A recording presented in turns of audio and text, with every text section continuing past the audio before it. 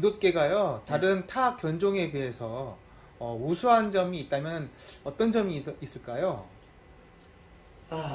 많이 있는데 대표적으로 말씀을 드리자면은 집을 보는 데 있어서 타 견종에 비해서 조기 경보, 제일 먼저 경계를 하는 개 소리를 냅니다. 짖는 소리.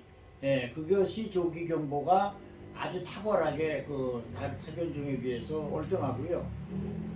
또 특히 이 진돗개는 다 타견종에 비해서 깨끗하고 대소변을 가릴 수 있는 그런 분별 의식, 또 소리의 분별 의식, 이런 것이 타견종에 비해서 아주 월등하다고 저는 내 경험을 통해서 얻은 건데, 우리 진돗개의 아주 특성이라는 것은 그런 조기 경보에 아주 탁월하고, 또 개인 혼자서 수렵을 할 수 있는 능력이 상당합니다.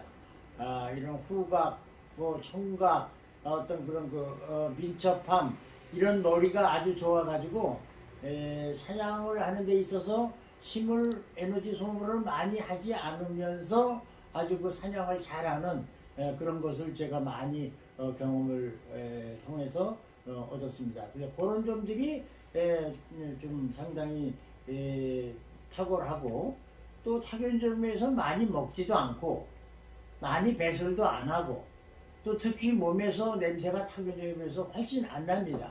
그리고 자기 몸 관리를 깨끗하게 하는 이런 점이 타견종에 비해서 우리나라 진돗개가 가정견으로서 반려견으로서 아주 적합하다고 저는 말씀드리고 있습니다. 지금까지 수많은 진돗개들을 키워보셨을 텐데 그 중에서 진짜 잊지 못할 그런 에피소드 같은 게 혹시 있으십니까? 있죠. 제가 1958년도에 우리 아버님한테 진돗개 제구를 그때 당시 참 귀했었는데 선물을 받았어요. 그 암컷인데 이름은 그때 당시 독구라고 지었습니다. 그 이제 내가 그때 학교 시절인데 내가 우리가 6.25 피난을 부천으로 가가지고 거기서 아버님이 이제 자리를 잡으셨어요. 그래가지고 왜 그렇게 자리 잡게 됐느냐 하면, 우리 아버님이 그때 당시에 어르신이 영어하는 사람들 그렇게 많지 않았습니다. 영어를 잘하시기 때문에 김포에 비행장이 미군 비행장이 있었는데 거기를 아버님이 취직을 하셨어요.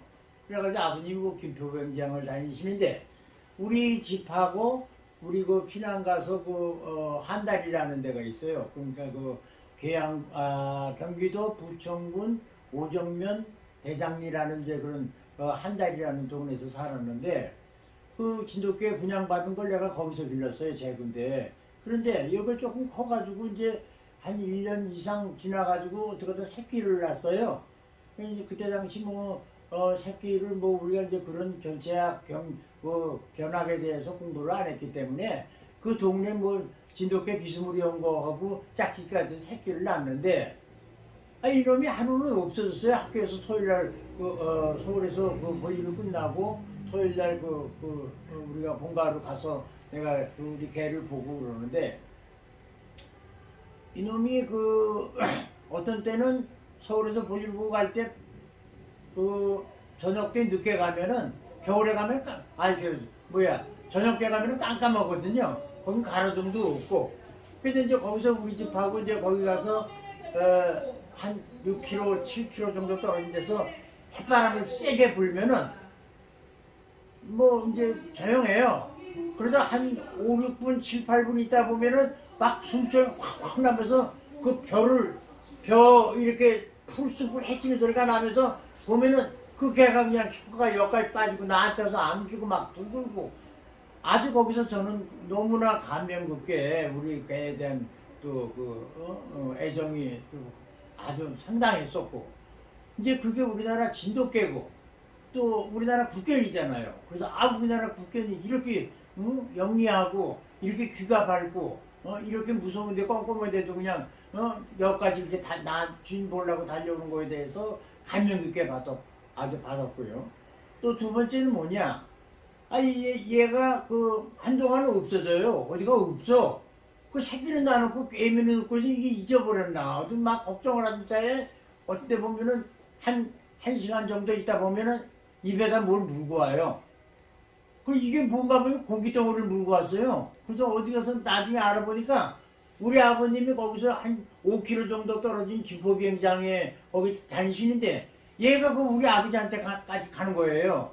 그런 건 미군 그 부대에서 그 식당 장교 식당에서 고기 덩어리 주면은 거기서 먹고 입에다 하나 물고 그냥 여기까지 와가지고 막 그 새끼들 주는 거 보고 저는 아주 감동을 너무너무 했습니다. 그때부터 이 개가 참 아주 그 뭐라 그럴까 그 모성애도 그렇고 자기 새끼를 위해서 그 먼 데까지 가서 이런 그 물고 와가지고 이렇게 먹이는 걸 보고 저는 느낀 것도 많고 배운 것도 많고 아주 그 개에 쏙 빠졌습니다.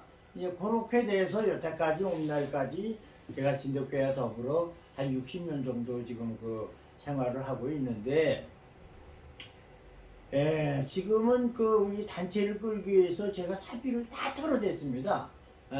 그래서 제가 이 협회를 맡아서 운영하는 지가 지금 40년이 넘었는데, 많은 그 이 비영리 단체이기 때문에 여기서 무슨 어디 지원받는 것도 없고, 자비로 해서 우리가 자급자족으로 해서 지금 협회를 꾸려나가는데 상당히 지금은 여러 가지 코로나도 겹치고 뭐 아주 힘들지만 그래도 저는 그 뭐 이 생명 다 하는 날까지 우리나라 이 진돗개 발전을 위해서 아주 그 각오가 되어 있습니다. 그러니까 우리 회원님들 그 점만은 분명히 알아두시기를 당부드립니다. 우리 국가 정부가 네. 꼭 추진해야 될 일이 뭐가 있는지, 그리고 회장님 개인적으로 바람이 있다면 어떤 점이 있는지 좀 알고 싶습니다. 지금 우선 나라의 말로는 국견이라고 하면서 여기에 대한 그 제한이 많이 있습니다. 우선 이 진돗개가 농림부의 가축과에 등록이 있습니다. 되어 있어요.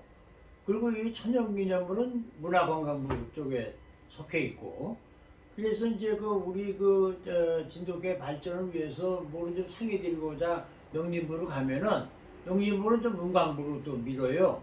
그래서 문광부 가서 얘기하면 서로 밀어. 이게 되겠어요? 나라가 이래가지고. 그래서 아주 실망을 많이 했고, 제가 수십 번을 가서 거기서 막 건의도 하고 소리도 지르고 별짓 다 했는데 법이 그렇게 잘못되어 있다는 걸 어떡하는 거예요. 그래서 부령을 내가 고칠 수 있는 입장도 아니고, 그래서 그런 점이 좀 아쉽고, 또 더 잘못된 게 뭐냐, 모든 자연의 동식물에 색이 다채롭게 있지 않았습니까? 그런데 우리나라 진돗개는 어떻게 노란 거 하얀 것만 진돗개로 등록이 돼 있어요. 이게 말이 되겠습니까? 이게 창피스러운 일이에요, 이게. 그래서 그 유색견종도 다 그 진돗개에 관한 개들인데 노란 거 하얀 것만 지금 법적으로 돼 있고, 또 이거를 외국인들이 와서 가져가려면 또 진돗개 천연기념물과에 걸려서 못 가져가. 또 진돗개는 또 해외 수출이 또 안 되는 거야. 이렇게 돼 있으면 우리만 보고 있으라는, 전 세계가 원하는 진돗개가 돼야지 어떻게 우리 대한민국에 있는 사람들만 진돗개를, 이런 게 고쳐져야 됩니다. 이게 절대적으로 이렇게 돼서는 발전이 없습니다. 이게 어느 날 하루속히 이 법들이 어떤 그 개정이 돼가지고 우리나라 그 국견이 세계가 원하는 개가 되기 위해서는 세계로 나갈 수 있는 그런 통로를 마련해 주셔야 되고, 색깔, 모색에 대해서 노란 거 하얀 거를 그거를 지워버려야지. 이런 무식한 사람들이 어디가 있어요. 말이 안 되는 겁니다, 이거는. 더군다나 저는 견체학, 번식학, 이런 그 유전 번식을 저는 공부한 사람인데, 이래서는 말이 안 됩니까? 이게 검은 개가 들어가야 색조가 유지가 되는 겁니다. 그래야 하얀 개도 코가 까맣고 발톱도 까맣고 피부색도 파죽색이 나오고, 이래야 그게 어떤 그 색조 보존이 그 유지가 되는 건데, 지금 노란 거 하얀 거만 돼가지고는 이건 절대 안 되는 거예요. 그러니까 이제 그런 점들을 참고하셔가지고 대한민국 이런 그 진돗개에 대한 그런 법이 개정이 되기를 저는 바라면서 당부드리는 바입니다. 우리나라 그 진돗개가 보존하고 육성하기 위해서는 종견장을 빨리 하루속히 만들어야 된다고 생각을 하는데 회장님의 그 앞으로에 대한 계획에 대해서 좀 설명을 해주십시오. 첫째 종견장 규모를 어떻게 만드느냐가 이제 중요하죠. 그 종견장이 만들어진 그 중요성은 진돗개의 특성을 살리기 위해서는 종견장이 있어야 됩니다. 이제 그 예를 들어서 수렵을 잘하는 혈통, 훈련을 잘 받는 혈통, 경비를 잘하는 혈통, 이런 것들을 그런 혈통끼리 모아서 짝짓기를 해서 우리가 번식을 해서 그런 다양한 그런 이제 종류별로 그런 혈통들을 만들기 위해서는 종견장이 있어야 됩니다. 그리고 이제 그 종견장을 만들어야 국견 발전의 기름길이 되는 것이고, 우리가 이제 그런 종견장을 해 놓고 나서 거기에서 이제 이런 예를 들어서 우리 진돗개에 대한 견체학을 공부한다든가 무슨 여러 가지 진돗개에 대한 제반 사항을 우리가 논의하고 실제 실무를 놓고 교육을 시키고 이러는 종합된 그런 이제 시설을 만들어야 됩니다. 하나는 이제 예를 들어서 수렵성 테스트하는 훈련, 집을 잘 보는 조기경보 훈련, 또 하나는 같이 어울려서 잘하고 서로 다투지 않고 서로 사이좋게 사회성을 길러주는 활동, 이런 교육들을 시켜서 우리가 좋은 개들을 뽑아서 많이 우리가 생산을 하는 것이 이 종견장의 업무고, 이제 우리가 이제 예를 들자면은 독일 같은 나라는 이제 세파트가 국경입니다.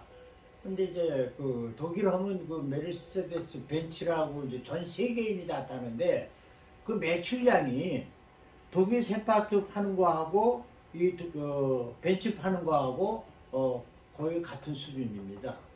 근데 더 중요한 것은 뭐냐? 이 벤츠의 원가가 있지 않습니까? 그리고 이 독일 세파트의 원가가 있지 않습니까?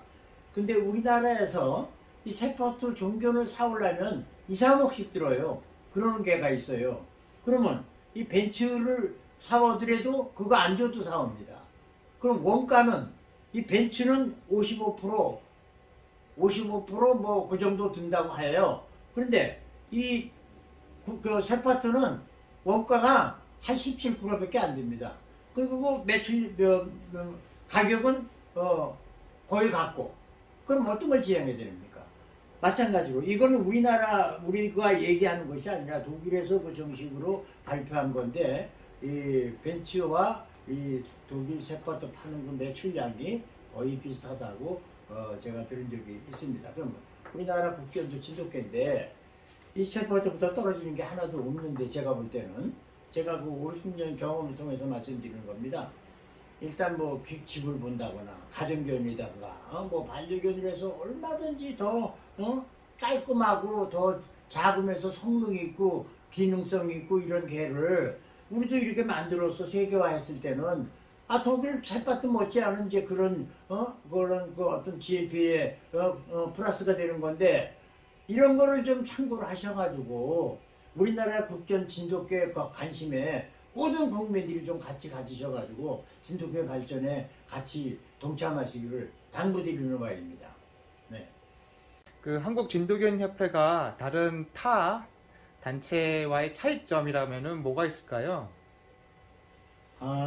그게 차별화돼 있죠. 우선 우리 한국 진돗견 협회는 대한민국의 최초로 진돗개 단일견 전문협회로 출범을 하였습니다.